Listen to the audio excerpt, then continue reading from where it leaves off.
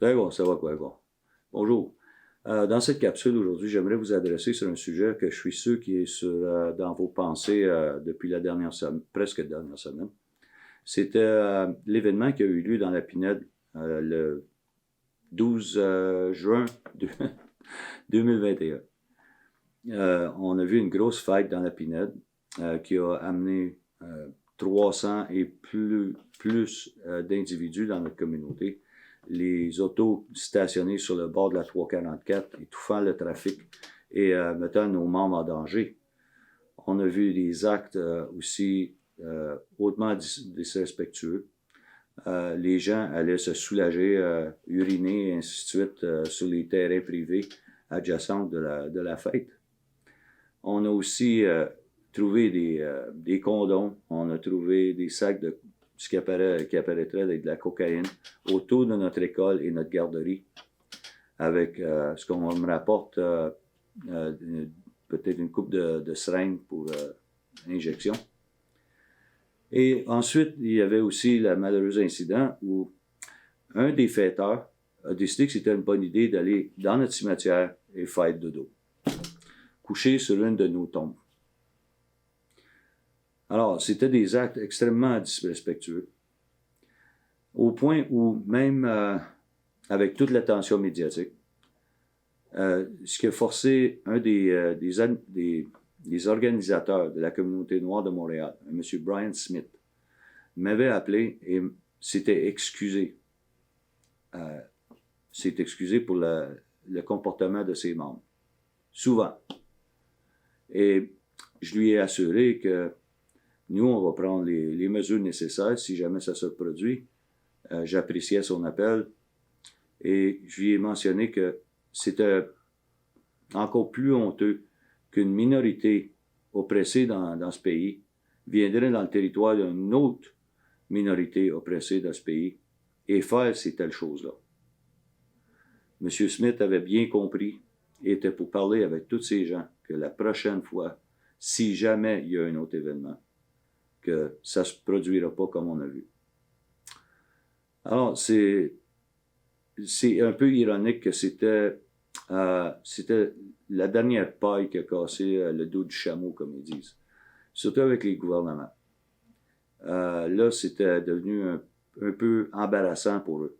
La Sûreté du Québec n'avait vraiment pris aucune action pour décourager les actes qu'on a vus ce soir-là.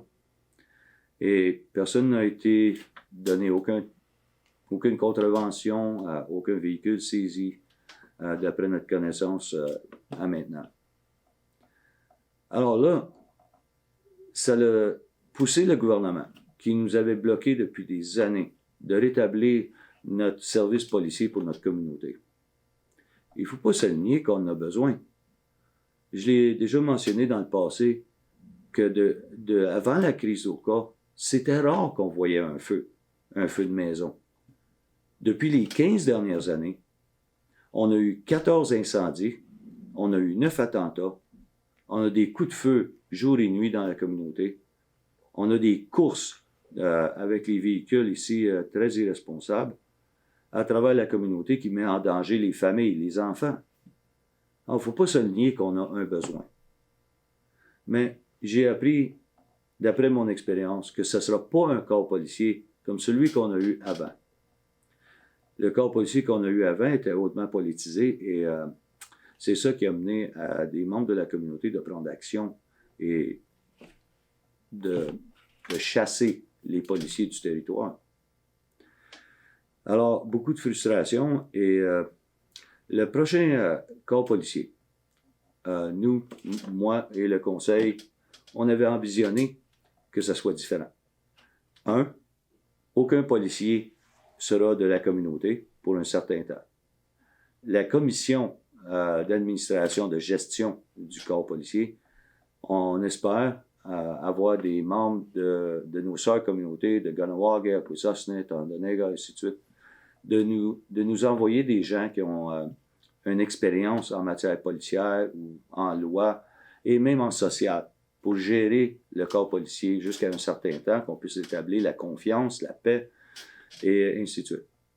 on va aussi implémenter des plus hauts standards. Les standards qui vont être adoptés viennent du programme appelé CALEA, C-A-L-E-A,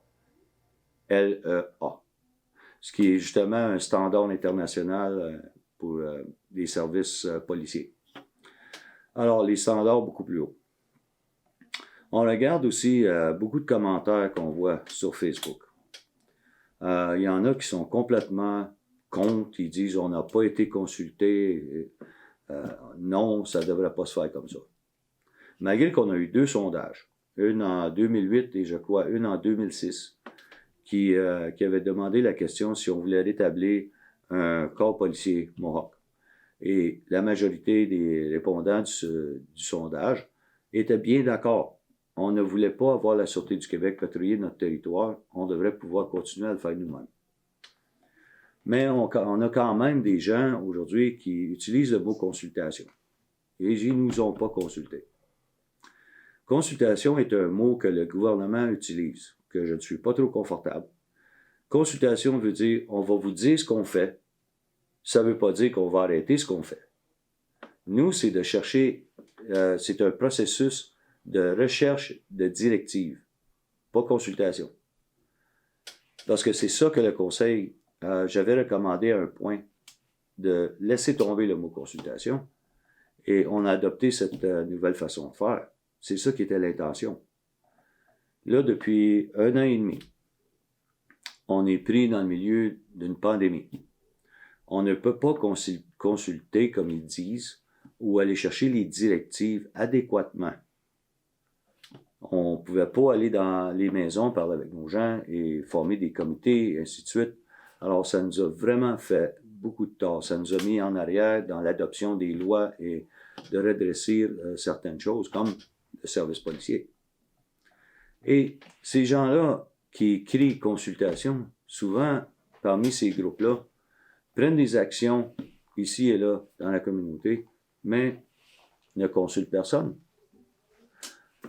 J'ai été vraiment encouragé, malgré tout, l'événement qu'il y a eu, les promoteurs de ça, le propriétaire du commerce, s'était excusé à la communauté et nous avait assuré qu'il était pour canceller les autres événements futurs. Mais malgré ça, il y en a d'autres dans la communauté.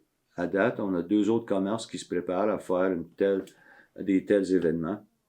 Et là, encore, amener l'attention qui va faire du mal au commerce. Il y a des commerçants ici, ils veulent juste faire un peu d'argent, tranquille, sans chaler personne.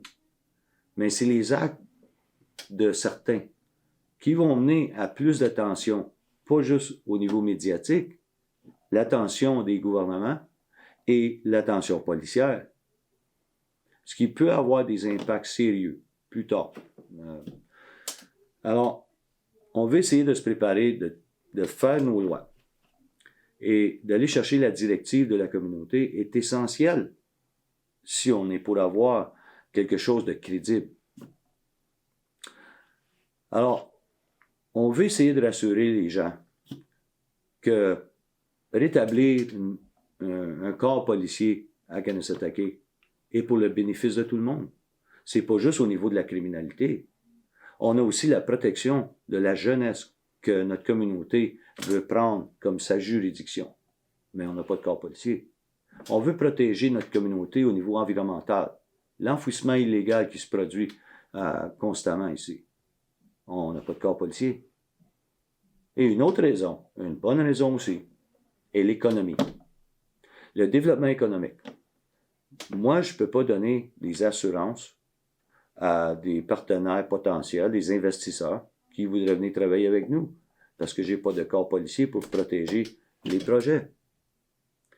Alors, on a beaucoup plus de raisons que non de rétablir un corps policier. C'est essentiel pour le futur de nos enfants et nos petits-enfants qui vivent dans une atmosphère de sécurité et de paix. Essentiel.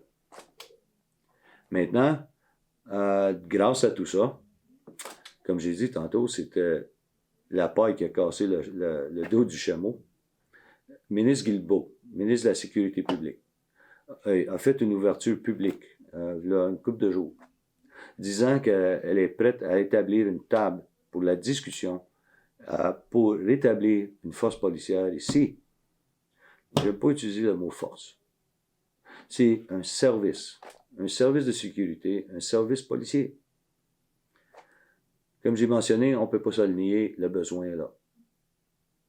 Alors, moi, je veux donner une assurance à nos gens que ce ne sera pas un corps policier comme on a vu avant.